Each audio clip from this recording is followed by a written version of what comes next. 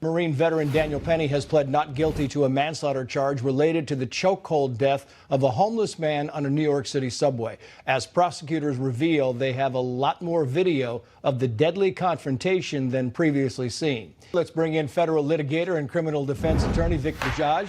Vic, I want to play one more sound. Good to see you, by the way. One more soundbite from Daniel Penny's attorney, Stephen Razor. He's talking about the jury selection in Manhattan. Watch this. The fact that it's a Manhattan jury is obviously very good for us, for the defense, because Manhattan juries tend to take the subways and they understand what it's like to be on a subway, what it's like to be confined underground, what it's like to not be able to leave when faced with a threat. I think he makes a fair point that the jury would know the subway system, but in New York, the jury is also likely to lean left, to be liberal, and I'm not sure that bodes well for Daniel Penny. What are your thoughts? Well, I disagree with that. I understand that's a factor to consider. However, sometimes politics are thrown out of the window when our personal experiences are involved, and anyone who's on the subway there who's experienced this kind of threat or recklessness or mental instability can sympathize with Daniel Penny. Now, it doesn't matter that the prosecution has 5 or 10 or 50 different types of videotapes or cell phone coverage. They corroborate everything he's already said, at least twice publicly.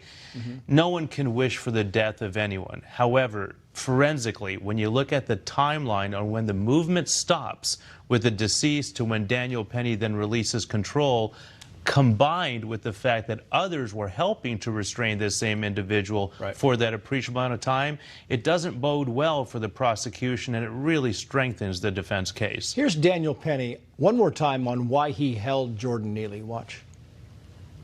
The 3 main threats that he repeated over and over was, I'm going to kill you, I'm prepared to go to jail for life, and I'm willing to die. I was scared for myself, but I looked around, I saw women and children. He was yelling in their faces, saying these threats.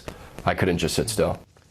And I played that because today in Brooklyn, Jordan Williams' case, is a case of a man who fatally stabbed a homeless person. It was dismissed today, and the DA said the following, quoting here, under New York law, a person is justified in using deadly physical force when they reasonably believe it is necessary to use such force to defend themselves or others from imminent use of deadly or unlawful physical force. It sounds like Daniel Penny. That's right, and here's a very distinct, a distinction with this case versus others. Imperfect self-defense, which is what we just heard with the quote from the district attorney in that dismissal, means what did Daniel Penny believe? Not what a reasonable person believed. So you have an objective standard and a subjective standard. New York and Manhattan has a subjective standard. Now, when you look at Daniel Penny and you listen to him, he's credible. He's authentic. He doesn't seem rehearsed.